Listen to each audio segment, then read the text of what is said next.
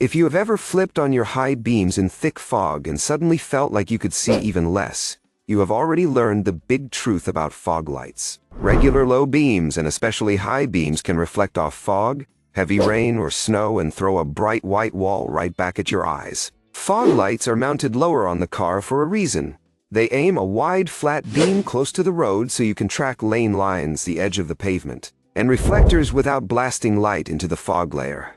The light pattern is short range and spread out, not a long spotlight down the highway. That is also why many fog lights use a more selective white or yellow tone, because it can reduce perceived glare in messy weather and help contrast on wet asphalt. The step that matters is when to use them. Fog lights are for low visibility conditions, not for normal clear nights. In clear weather, they do not help you see farther, and they can create extra glare for other drivers. Use them when visibility drops and you need road surface guidance. Then turn them back off once conditions improve.